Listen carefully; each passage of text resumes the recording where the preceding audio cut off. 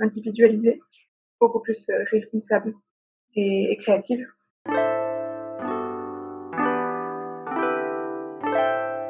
Bienvenue sur Qu'est-ce que la mode, le podcast qui pose cette unique question et nous invite à de multiples discussions. Je m'appelle Elsie Pommier et je suis designer de l'individu.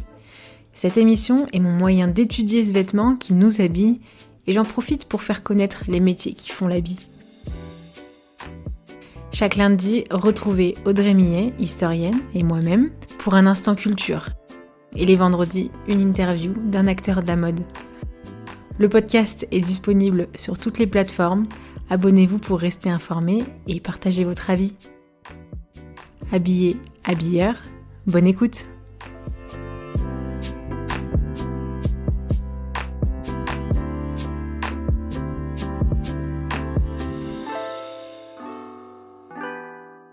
Bonjour tout le monde, bonjour chères auditrices, chers auditeurs. Bonjour Laure. Bonjour. Merci pour ta présence, ça fait plaisir. Ça fait un moment qu'on se croise et qu'on se recroise depuis 3 ans en fait, depuis que je me suis investie dans la Fashion Revolution, je crois. Ah ouais? Je pense 3 ou 4 ans peut-être. Un peu moins. Moi, j'ai 3 ans. lancé il y a 2 ans et demi. Donc, je suis dans la mode éthique à Lyon depuis 3 ans, je pense. Bah voilà, ça fait 3 ans, je pense, Ouais. qu'on s'est croisés quand tu étais avec The Greener Good. Mm. Ouais. Et ben du coup, justement, je vais te laisser te présenter. Alors, j'aime bien dire que je suis créatrice de vêtements zéro déchet. En fait, j'ai une marque qui s'appelle Allori. C'est des vêtements qui sont faits à partir de tissus revalorisés. Donc, des femmes rouleaux, des femmes stock, des chutes, qui sont en fait vouées à être jetées parce que c'est plus à la mode, que c'était la collection de l'année dernière, ou qu'il reste des petites quantités, mais en fait, il reste 15 mètres. Et avec 15 mètres, on fait déjà beaucoup de vêtements. Et du coup, ces tissus-là sont voués à finir à la poubelle. Et pour pas gaspiller, moi, je vais directement auprès des fabricants de tissus et je rachète leurs femmes rouleaux ou leurs femmes stock. Je fais du coup des vêtements pour hommes et pour femmes, aussi pas mal de sur-mesure, parce que ça permet de répondre aux vrais besoins de mes clients, que je trouve ça super intéressant. Et en parallèle de ça, du coup, depuis le mois de mars, on a ouvert un lieu qui s'appelle l'Atelier des Nouveaux Designs. Je dis on parce qu'on est 3 cofondateurs. Et c'est un lieu qui est dédié à l'upcycling, dans lequel il y a à la fois une boutique de créateurs, un atelier de couture, un atelier bois, des animations pour apprendre à faire soi-même. Et on est en train de lancer une matériothèque. Donc c'est en fait un magasin de matériaux revalorisés. Donc que ce soit autant du tissu que du bois, du plastique, du liège et plein d'autres choses. Et te dire que quand tu cherches du tissu pour faire un projet, t'es pas obligé d'aller dans un magasin en acheter du neuf, tu peux en trouver du revalorisé. C'est super important en ce moment, parce que c'est super dur à trouver ce genre de choses et les connexions sont pas encore faites entre les sources de tissus à revaloriser et les personnes qui ont envie de revaloriser. Donc c'est un vrai lieu de rencontre. Comment t'es arrivée à Allori et à ces ateliers? J'ai fait des études dans la mode et en fait, pendant tout mon parcours scolaire, on nous apprenait un peu et on nous disait qu'on allait travailler pour les grosses entreprises. Quand je dis grosses entreprises, c'est les marques internationales de fast fashion. Tu vois, j'avais eu une proposition pour faire une alternance à la Redoute. D'accord. Et en fait, j'ai dit non parce que j'avais pas envie de travailler pour la fast fashion. Je me voyais pas aller travailler tous les jours et concevoir des vêtements qui allaient être fabriqués à l'autre bout du monde, peut-être par des enfants. Je me dis mais ça me correspond pas du tout, je veux pas ça. Et du coup, j'ai cherché à travailler pour des marques de mode éthique, mais bon, il y en avait vraiment pas beaucoup. C'était il y a combien de temps? Il y a 5 ans, et elles étaient naissantes ces marques, donc c'était vachement difficile. J'ai travaillé pendant un peu moins d'un an pour une marque de lingerie made in France. Donc je me retrouvais un petit peu dans les valeurs, mais pas totalement. Et puis en fait, au bout d'un an, je me suis dit non, j'arrête et je lance ma marque, j'essaye. De toute façon, si je tente pas, si je trouve pas dans une autre entreprise, il faut que je crée ma propre entreprise.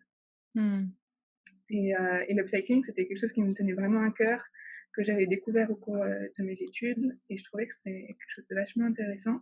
juste l'upcycling parce que tu en as parlé un D'accord. peu tout à l'heure, mais c'est donc, récupérer un produit, un objet ou un élément et qui a une certaine valeur, mais en fait lui donner une valeur encore plus forte, encore plus élevée. C'est pas juste du recyclage de un déchet devient un truc, où on transforme seulement. C'est, c'est un objet, quelconque, des fois encore fonctionnel justement, mais qui n'a plus sa valeur première et donc en fait, on lui offre une valeur plus élevée, plus importante. On revalorise. Et en français, c'est du, surcyclage. Je voulais faire une petite parenthèse pour, Non, tu as définition. raison. Tu as raison. Moi, j'aime bien prendre l'exemple de, le recyclage. C'est par exemple, tu prends une bouteille en plastique, tu la réduis, à son état de plastique et tu en fais une fibre et tu fais un pull et ça, ce Mmh. sera un pull en fibre recyclé. À l'inverse, si tu prends un tissu déjà existant, qui a peut-être déjà eu une vie avant et que tu le transformes et que tu en fais un pull, là, ce sera un pull upcyclé, donc surcyclé. Mmh. En fait, tu redéfinis en faisant du surcyclage ou upcycling, le moyen de se sourcer, en fait. On va, vers ceux qui ont déjà, acheté leur stock et puis, en fait, ben, c'est, endormi, c'est délaissé ou bien c'est pas utile pour eux puisqu'il reste quelques mètres, Après, il y a, différentes manières de d'upcycler. Hem, Moi, par exemple, j'ai pris le parti pris que, je voulais que mes tissus, ils soient neufs et du coup, D'accord. c'est pour ça que je vais, directement auprès des fabricants de tissus, parce que là, je suis assurée qu'en fait, ils sortent juste de l'usine et pour beaucoup, c'est des tests, des prototypes qui sont, peut-être c'est des tests qui sont nickel, qui sont validés, mais simplement ils n'ont pas été vendus parce qu'il y a que 3 mètres, alors Mmh. qu'en fait, on peut en faire beaucoup de choses. Ou alors, comme je disais, donc des fun stocks, des stocks dormants qui sont dans un entrepôt, qui n'ont jamais été utilisés. Mais il y a d'autres manières de sourcer. Par exemple, il y en a qui utilisent des matériaux qui ont déjà eu une vie. Donc, par exemple, un vêtement qui a déjà vécu, qui est existant, mais simplement la coupe elle est plus trop actuelle, ou alors il y a des petits détails qui font que on ne porte plus aujourd'hui. Et en venant changer des choses, en retravaillant la coupe, en ajoutant des customisations dessus, on peut aussi prendre un vêtement déjà existant et le transformer dans quelque chose de complètement différent. Je peux prendre une chemise et en faire un sac, ou en faire un vêtement homme, ou en faire un vêtement enfant. Ouais, du coup, ça démultiplie totalement les sources et du coup, ça influence énormément tout ton processus créatif, en fait. Mm. Et c'est ça que je trouve génial. C'est que en tant que styliste, on m'a appris à créer un vêtement et créer une collection à partir de mes idées, de mes inspirations, euh, de trouver une forme, une couleur, un motif, et de moi décider de cette couleur et de ce motif et du tomber. Mmh. Alors que là, dans l'upcycling, en fait, on fait l'inverse. C'est d'abord le tissu qui est présent. Euh, il a déjà un tombé, il a déjà une couleur, il a déjà un motif, et c'est à moi de réfléchir là-dessus et de créer mon vêtement à partir de ça. Et ça, je trouve ça génial. Mmh. Bah, ouais, ça booste énormément la créativité parce que en fait, tu les vois pas comme des contraintes, mais comme des éléments avec lesquels jouer, en fait. Mm. Mmh. Et puis chaque tissu est différent, donc c'est à la fois une grosse difficulté et un gros point de créativité, parce que bah, je dois m'adapter à chaque tissu.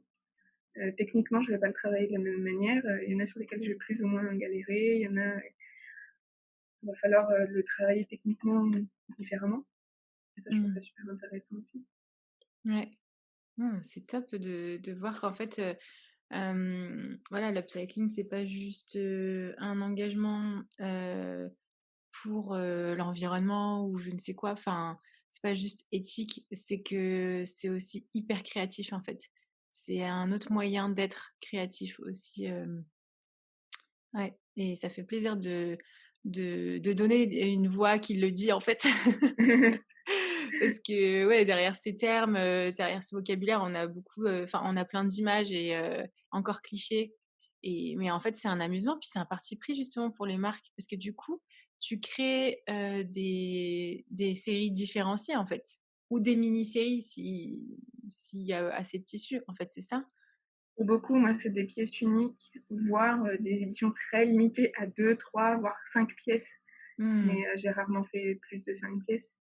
Et ça, je trouve ça génial parce que tu dis, bah, en fait, le vêtement, il est unique et je le retrouverai pas sur quelqu'un d'autre. Mmh. Parce que maintenant, la mode telle qu'elle existe, tout le monde est habillé pareil partout dans le monde, Mmh. puisque les marques sont internationales et une collection, elle est partout dans le monde, tout le monde est habillé de la même manière. Ouais, donc on a les mêmes basiques partout, on a les mêmes ouais, même Oui. entre, toutes ces marques et ouais. Du coup, tu donnes de la valeur en créant aussi, cette, individualité, en fait. Bah, le fait de faire du sur-mesure, je trouve ça génial parce que je vais faire un vêtement qui correspond vraiment à la personne et vraiment à ses envies, à sa morphologie, à sa manière de vivre. Alors que quand on achète un vêtement dans un magasin, le vêtement il est déjà là, il a déjà sa couleur et du coup il faut s'identifier à ce vêtement. Mmh. Et malheureusement, les modes et les tendances telles qu'elles existent aujourd'hui, si on dit bah voilà, cette saison c'est telle tendance et tu vas devoir t'habiller comme ça.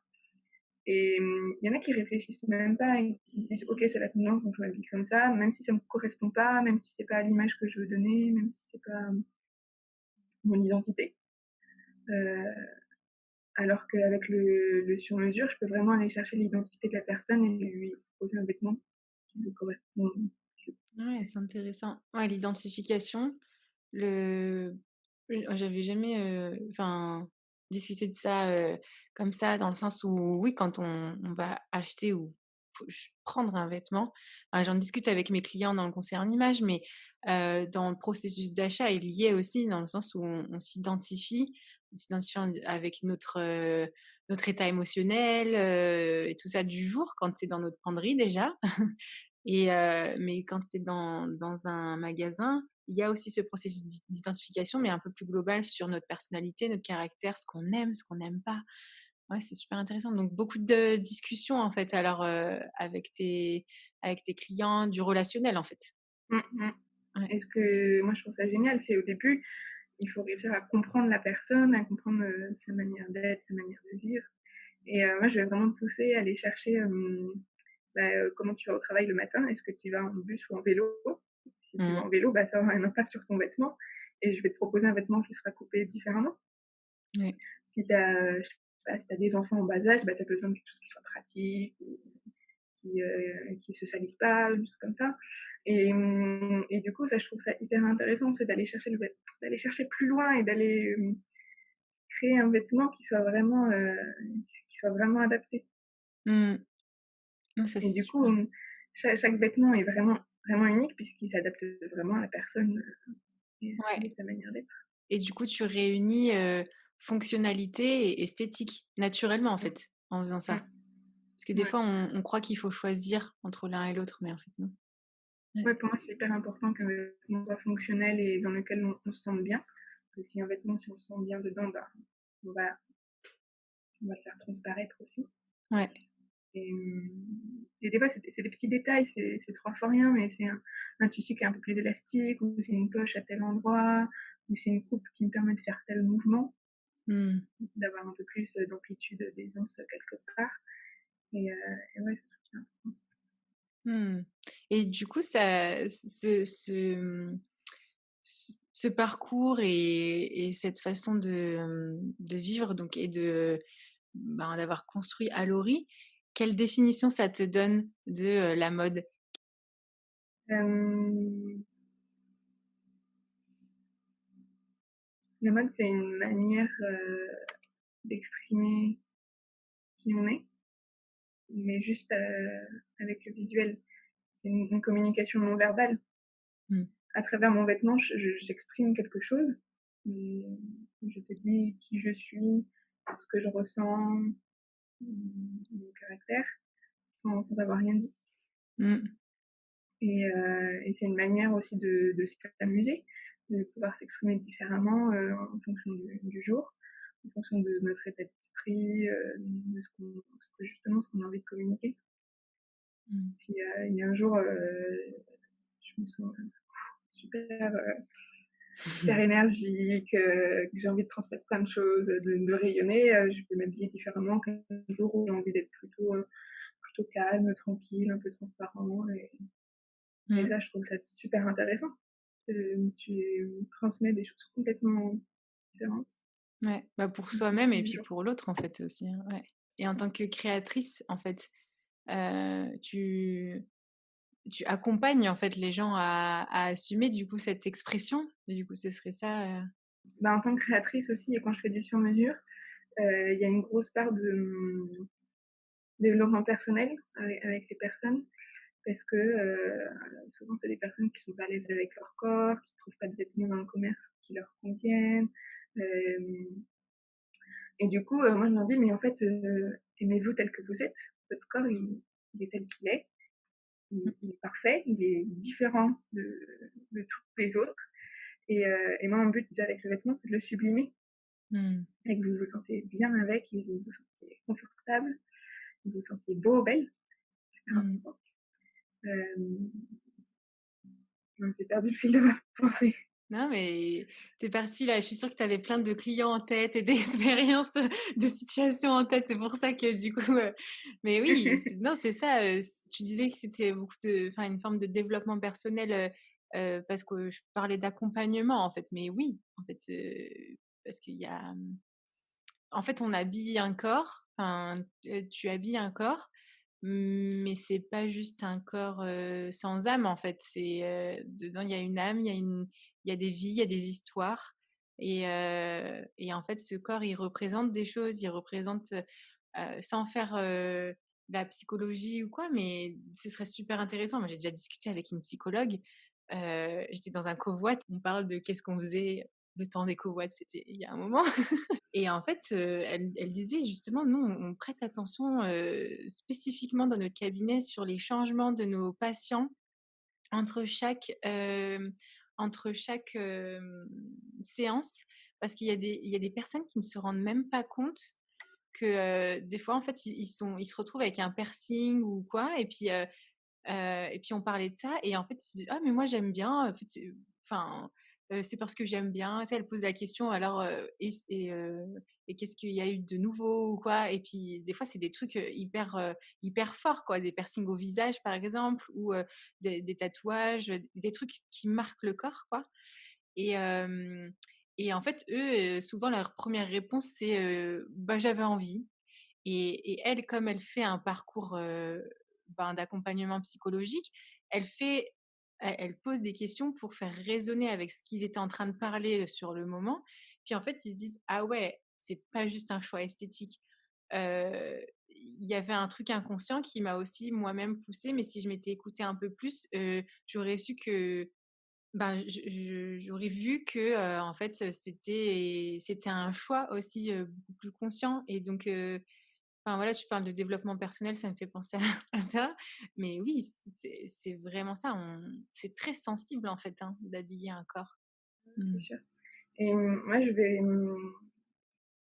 aussi, beaucoup parler de, l'identité de notre corps à travers, les médias et la société.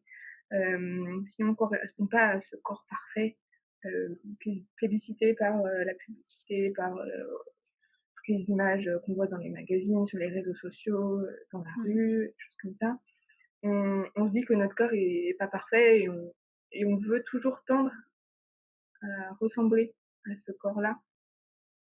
Mmh. Mais il faut réussir à s'en détacher. C'est pas parce que, c'est ce que la société a dit que c'était le mieux, le corps parfait, que tout le monde doit ressembler à ça et de toute façon notre corps il est tel qu'il est, on peut pas le modifier, jusqu'à Infiniment, ouais.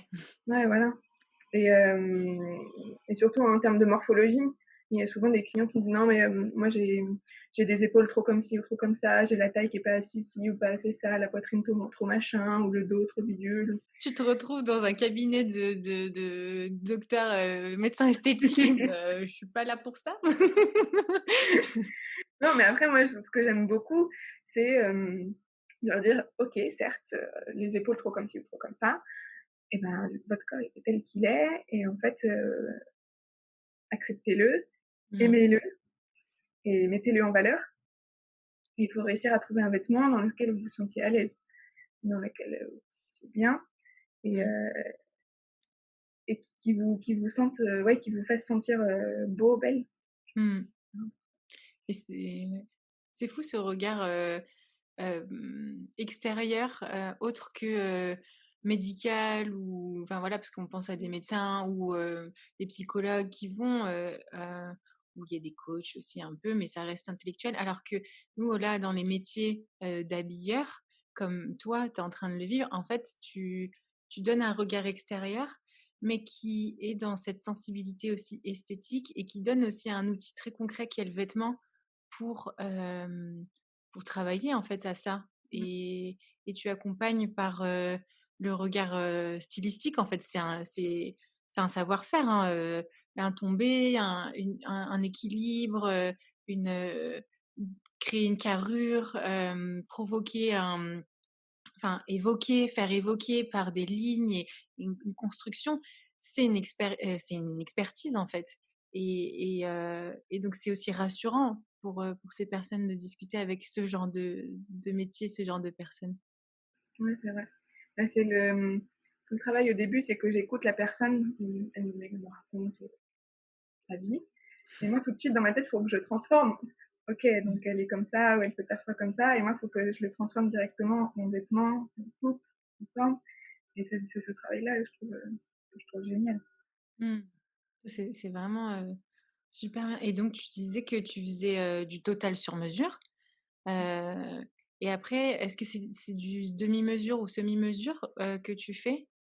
Hem Ouais, en fait, j'ai des pièces, de prêt-à-porter qui sont existantes dans une certaine taille et si la personne aime la pièce, je peux lui proposer, j'appelle ça plutôt de la personnalisation.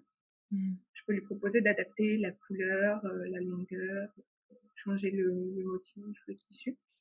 Par exemple, s'il y a une chemise et que la personne elle aime bien tel détail, je peux, la chemise la faire plus longue ou plus courte, mettre des manches courtes ou des manches longues, changer, le col, des choses comme ça, sur Mmh. une coupe qui est déjà existante. Et ça, pour moi, c'est plutôt de la personnalisation, c'est adapter quelque chose d'existant à la Ah. personne. À l'inverse du sur-mesure, c'est vraiment partir d'une page blanche et tout reprendre à zéro. Et je trouve enfin, super intéressant qu'il y a des clients qui viennent, ils ont une idée en tête. Mmh. Je sais que je veux un pantalon comme ci, comme ça, telle longueur, telle coupe, etc. Et, et moi, je vais chercher pour voir si c'est vraiment ça dont ils ont envie, dont ils ont besoin. Et à Ouais. l'inverse, il y a des gens qui savent pas. Ils viennent, ils disent bah, je veux un vêtement. Ouais. Et là, tu dis waouh, Ouais. trop bien. Mais et du coup, là-dessus, il faut réussir à comprendre quel est leur besoin, quelle est leur envie, qu'est-ce que je peux leur proposer. Donc, ouais, ils vont se sentir à l'aise. Mmh. Et je trouve ça génial. Et au fur et à mesure des discussions, je leur montre des modèles, des dessins, je leur montre plein de choses. Et ils disent ah bah oui, ça j'aime bien, non, ça j'aime pas, je me vois plutôt là-dedans, là-dedans. Et ça, c'est tout le processus créatif. Ah ouais, J'adore. c'est top parce que du coup, tu passes du dessin à ben, au produit fini et porté et qui se balade dans la rue, quoi. Mm. C'est énorme. Ouais, ouais, Ouais. ouais.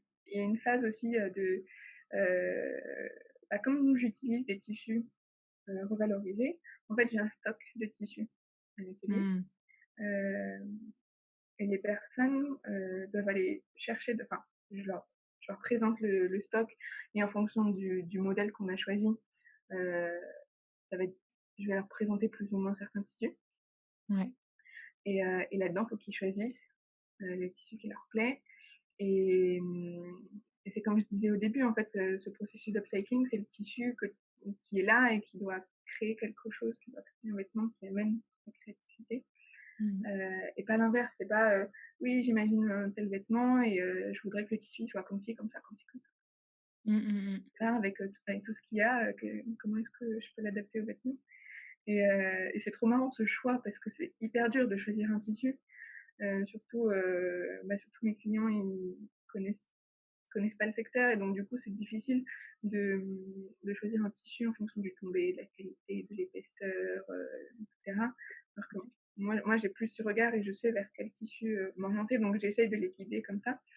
mais on passe facilement 1 heure à regarder comme ça tous les tissus, à tous les sortir et c'est un chouette moment aussi. Ah ouais. Ah oui, mais c'est sûr, c'est de créer avec quelqu'un, mais et cette même personne, c'est pour elle, en fait, c'est hyper riche, en fait, c'est hyper enrichissant parce que, le vêtement, il est déjà projeté dans un mode de vie, une personnalité, Mmh. heu et du coup, même si c'est, par exemple, une coupe, basique, il y a quelque chose d'ultra personnel qui va être là et puis je pense aussi, ce qui transforme aussi la mode, c'est, la durabilité de la pièce et la durabilité, il y a la solidité, mais il y a aussi le rapport émotionnel qu'on a avec Ouais, et là, en fait, tu crées aussi ce rapport-là, en fait et donc cette pièce, naturellement, ils vont enfin, tes clients vont en prendre soin plus facilement. Ils vont pas le ouais. balancer, dans la machine, et se planter, de température ou de couleur, enfin voilà, c'est que, ouais, ce rapport émotionnel, il va, sentimental limite, va faire que c'est une pièce précieuse Mmh, et heu et qu'on a envie de le faire durer parce que c'est un instant, c'est un souvenir et puis on y a projeté des choses dedans, c'est c'est un rapport à soi, c'est des souvenirs justement de discussions, par exemple, avec toi et de se dire: «Ah mmh, oui, et de se souvenir de certains mots, et de ouais et de continuer en fait le processus quoi. Mmh. Ouais, c'est vrai. Moi, je dis souvent que, si le vêtement, tu l'as choisi, tu choisi sa coupe, tu as choisi sa couleur, que c'est toi qui l'as construit, il y a pas de raison pour que, tu t'en lasses ou que tu aies plus envie de porter dans 1 an, 2 ans, 5 ans, 10 ans Mmh. et à l'inverse des vêtements, qu'on achète de fast fashion, qu'au bout d'une saison, bah, en fait, on l'aime plus trop parce qu'en fait, ce vêtement, on l'a acheté non pas parce qu'on l'aimait, mais parce qu'il est à la mode Mmh. et du coup, on s'en lasse beaucoup plus facilement. Alors que là, c'est un vêtement que qu'on a ouais, comme tu dis, c'est un trésor, donc il y a pas de raison, de pas le faire, durer longtemps et heu et je trouve ça super intéressant. Ça me fait penser, les vêtements, de nos grands-mères. Heu, Moi, ma grand-mère a légué des vêtements à ma maman m'en a donné et maintenant j'ai des vêtements de ma grand-mère et ça, je trouve ça incroyable de dire, Mmh. c'est il a tellement d'histoire et en Ouais. particulier, j'ai une robe, que ma maman portait quand elle était enceinte. Mmh. Donc ça, c'est très large, et quand je la mets, genre, je trouve que ça a une symbolique et émotionnelle incroyable et du coup, je leur dis à mes clients: «Mais votre vêtement, vous pouvez, le porter et même vous pourrez peut-être le léguer à vos enfants». Ça, je trouve ça génial, c'est-à-dire, Carrément. dans la durabilité, plus, plus, plus. Ouais et c'est pas une durabilité seulement fonctionnelle en fait, Mmh, c'est un du coup on crée un héritage, on pensait on bon on l'a un peu perdu mais il y avait ça un peu avec le bijou et tout ça. Puis, ouais, hem, mais en fait, il y a eu à un moment donné ça aussi pour la robe de mariée, ma c'était un autre rapport après socialement, sociologiquement au mariage et tout ça et là, en fait, on réalise que pour le quotidien, il y a aussi ça, cette filiation, cet héritage, émotionnel, et autre que, enfin une autre richesse en fait que, un héritage pécunier.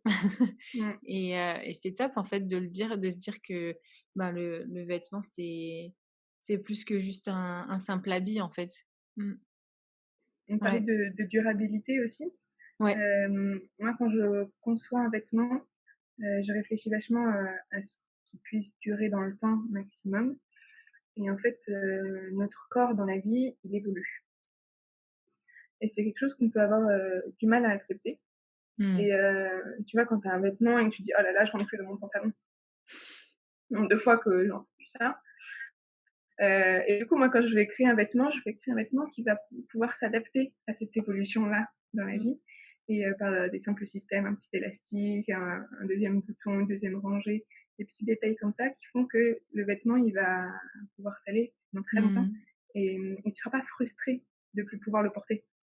Mmh. Parce qu'il y a ça aussi, ça crée la frustration qu'un vêtement que tu aimes bien, mais que tu rentres plus dedans Bah, ouais. et et souvent, les personnes, elles le gardent en mode: «Oui, bah, quand je pourrai rentrer dedans, je le remettrai», mais ça m'arrive. Un jour peut-être. Ouais, Ouais. ouais, Ouais, c'est vrai et mais ça demande de la technique et de connaître un vêtement, de connaître comment se fabriquer un vêtement. mmh, Il y a des simples je vois, hein, dans des pantalons que j'achète en seconde main,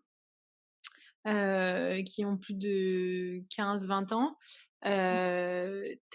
tu vois, en fait, que tu as des pinces beaucoup plus larges, enfin des pinces qui sont gardées, en fait et pas découpées ou quoi pour, que, bah, en fait, tu puisses, réagrandir ou réajuster, rien que par ça, en fait, sans même déjà ajouter, d'autres accessoires, d'autres mmh, détails. Rien que le système de la pince, si elle est bien faite, si elle est propre et tout ça, tu peux, réajuster et ça, c'est intéressant, mais c'est de la technique. mmh, Faut comprendre un vêtement, en fait. ouais, c'est sûr et moi, je fais aussi un peu de retouche Ouais. et c'est hyper intéressant de pouvoir, réadapter un vêtement. Je pense à, un client qui est venu m'apporter un pantalon. Il me dit: «Mais ce pantalon, je l'ai depuis des années et je l'aime trop, mais juste il est devenu trop petit» et de lui-même, il m'avait dit: «Mais vous pouvez pas enlever les pinces là?» Et du coup, c'est ce que j'ai fait, j'ai enlevé les pinces du pantalon et là-dedans, je trouve que c'est génial parce que du coup, avec, de simples retouches, tu peux, bah, donner plus de durabilité à son vêtement. Ouais. Ouais, bah, le métier de retoucheur c'est bien que tu en parles parce que je me disais, j'aimerais bien un jour, parce qu'il y a des services là qui se développent de retouches enfin, à nouveau, parce qu'en fait, c'est là où tu apprends à connaître un vêtement, et Mmh. et malheureusement comme c'est assez rare et c'est complexe, c'est vrai que c'est un peu plus cher.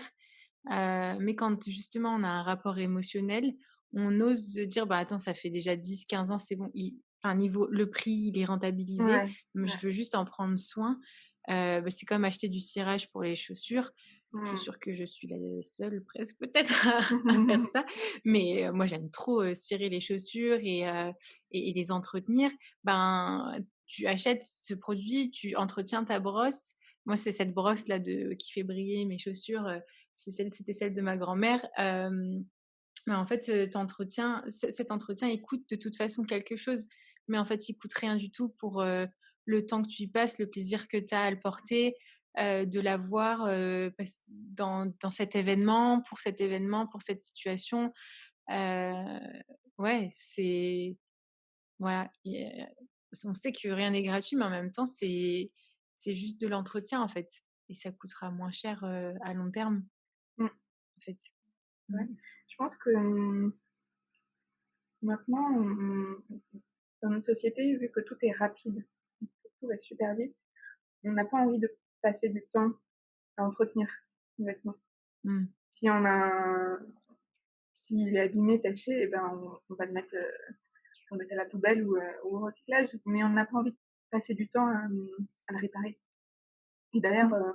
enfin, moi je le vois maintenant, notre génération, plus personne ne sait coudre.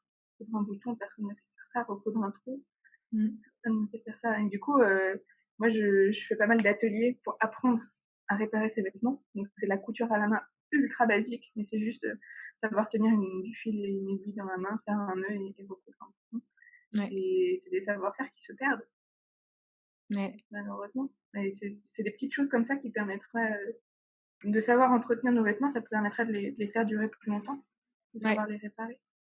Non, c'est sûr, c'est sûr. Non, mais c'est top qu'on puisse revenir à ça, en fait.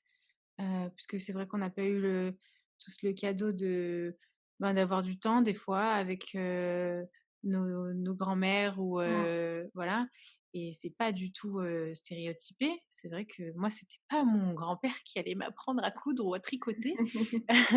Lui, il était dans les champs et en fait, mais moi, j'ai vu, ma grand-mère tricoter, toute sa vie et c'était super, enrichissant, de voir ça.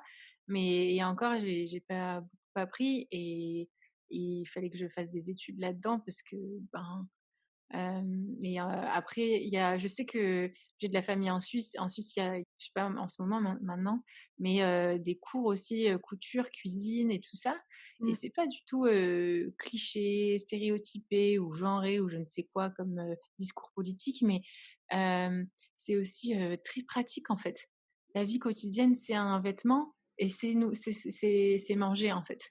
Donc c'est être avec à l'école d'apprendre ça en fait, c'est apprendre à être créatif en fait pour Mmh. juste pas manger parce qu'il faut manger ou savoir acheter parce qu'il faut s'habiller, Mmh mh. mais le plaisir d'être créatif en fait en apprenant en fait ben qu'est-ce que cuisiner et qu'est-ce qu'un vêtement.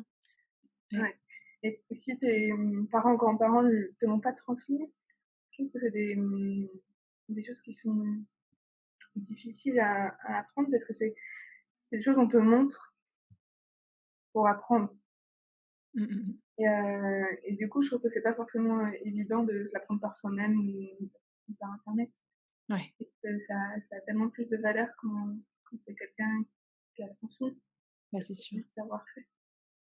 C'est sûr, puis c'est un regard, hein, aussi, la mode, le vêtement, enfin la couture, c'est un regard donc si tu toute seule, si on est tout seul face au produit et à l'élément, bah, tu sais pas encore ton regard il est pas habitué à la qualité, optimale que tu peux avoir en fait.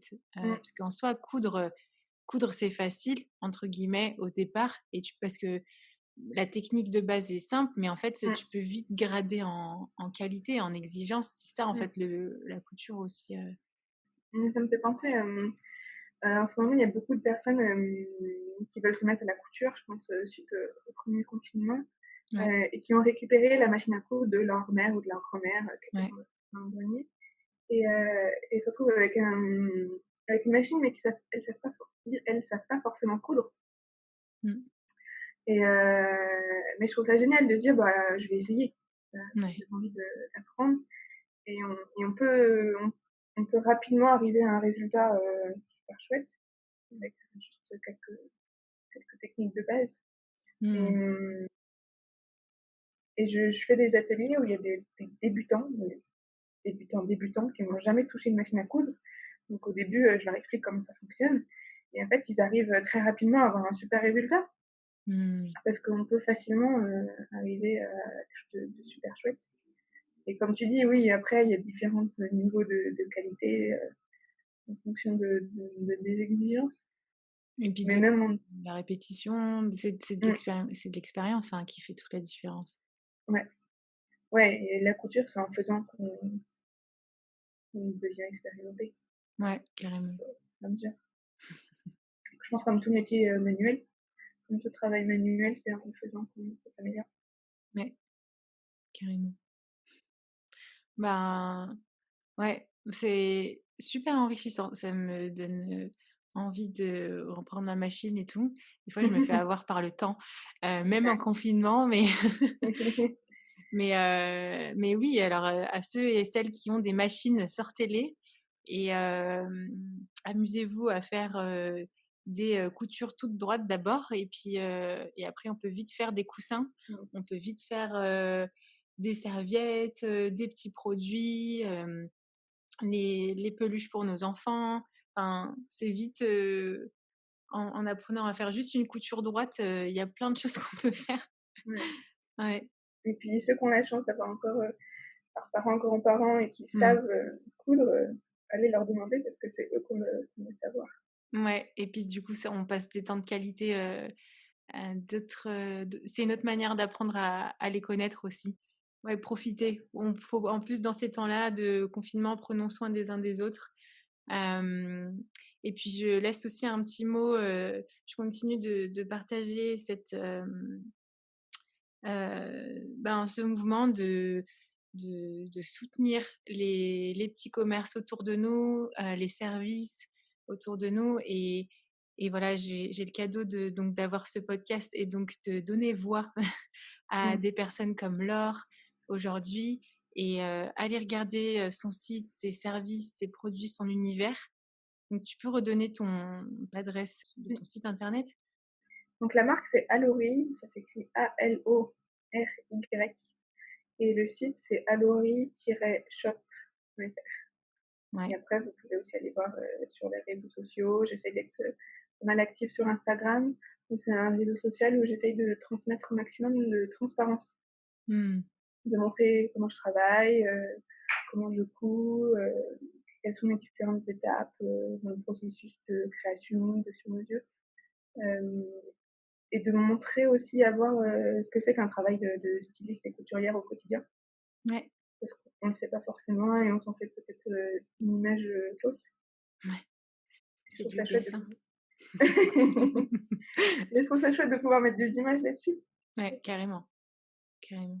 Bah, je mettrai de toute façon, en lien dans la description de l'épisode ses contacts et ses liens et puis n'hésitez pas donc, à écrire à Laure et de partager, de découvrir, et d'aller, au-delà de vos marques, préférées et de découvrir des personnes comme Laure et qui, avec la marque très active, si vous êtes lyonnais, vous verrez que dans les prochains événements, quand, la vie, reprendra, après le confinement parce qu'on aura toujours des événements, la vie sera différente, c'est sûr, je rentre pas dans ce débat. Mais mais il y aura toujours des jolis, événements et donc aller, regarder découvrir ces produits. Ouais, parce que c'est un cadeau quand même de retrouver des personnes qui osent, ben, du coup faire, du sur mesure, semi-mesure et qui s'intéressent à celui qui porte, le vêtement, non pas seulement pour qu'il soit acheté, mais comme tu le disais, pour en prendre soin, pour être habillé, pour se sentir, beau et belle, quoi et ça, c'est très important. Ouais. Il y avait d'autres notions auxquelles tu avais pensé que tu voulais nous partager? Ouais, il y a un sujet qui me tient très à cœur, c'est, le vêtement zéro déchet et en particulier le patronage, zéro déchet Mmh. qui pour vous expliquer rapidement, hem, c'est un patron qui ne fait aucune chute. Parce qu'un patron tel qu'il existe aujourd'hui, il y a environ entre 10 et 30 de chute de tissu, donc qui sont Mmh. des petits morceaux, qui ont des formes un peu alambiquées et sur lesquels on ne peut pas forcément retravailler. Et ces chutes-là, c'est des chutes qui finissent à la poubelle. Donc je trouve que c'est énorme quand 30 de ta matière première finit à la poubelle, Ouais, heu, c'est vraiment beaucoup. Et du carrément. coup, ben, moi, j'ai réfléchi à faire des patrons qui soient zéro déchet. Donc en fait, c'est comme un puzzle où toutes les pièces, elles s'embriquent les unes dans les autres et à la fin, on a zéro chute, zéro morceau de tissu qui finissent à la poubelle. Mmh. Et heu et c'est encore tout un autre, processus, une autre manière de Ouais, réfléchir le vêtement. j'allais dire, tu as plein de processus, créatifs, en fait, plein de contraintes, mais positives, Mmh, mmh, créatives, c'est top. Donc le patronage zéro déchet, hem, c'est vraiment un processus à développer et qui est encore, un peu, méconnu. Il y a des costumiers qui s'amusaient avec ça. Alors je sais plus le nom, il faudrait que je retrouve, mais c'était il y a un petit moment. Mais oui, c'est très, très peu, développé aussi ce processus-là. Mais et en c'est fait, encore quelque chose qui est très nouveau. ouais, mais là tous les éléments, on va dire les points, de départ de création dont tu parlais, c'est en fait, c'est des étapes qui se retrouvent de toute façon dans toute production, dans tout, parcours de fabrication. Mais en fait, tu viens les re-questionner. Tu changes, l'ordre des étapes, Mmh, heu et ça, c'est intéressant et ça rend créatif, en fait. C'est pas parce que, bah, oui, le Fordisme a fait que il y a un processus, qui est peut-être plus rapide, plus rentable pour, créer en masse. mmh. Mais en fin de compte, on a le droit aussi de les re-questionner et heu et de mettre en doute, si je puis dire, pour être créatif, en fait. Mmh. Mmh. Je pourrais parler pendant des heures. Ouais, mais c'est sûr. Mais si tu veux, on refera, une autre interview avec grand plaisir. Tu es la bienvenue, sache-le. Merci. moi aussi, hein, j'aimerais bien discuter des heures. Enfin, j'en discute facilement des heures. C'est pas pour rien que je fais le podcast, j'avoue, je crois. C'est pour me dire bon, je perds pas mon temps non plus. C'est des conversations utiles pour les autres. Pour terminer, est-ce que tu aurais 3 mots qui résumeraient cette mode dont on a parlé et aujourd'hui? Pour moi, la mode d'aujourd'hui, être individualisée pour pouvoir mettre en valeur la personnalité de chacun, chacune. Il faut qu'elle soit beaucoup plus responsable et durable. Il faut vraiment qu'on mette le paquet là-dessus et que toutes les marques s'engagent pour tendre là-dessus et créative. Le vêtement, c'est une manière de s'exprimer et qu'on puisse tous s'exprimer à notre manière. Je trouve que ça résume bien ce dont on a parlé et qui est une juste mode, du coup. Merci beaucoup à Laure. Merci à toi. J'ai beaucoup aimé évoquer ce sujet.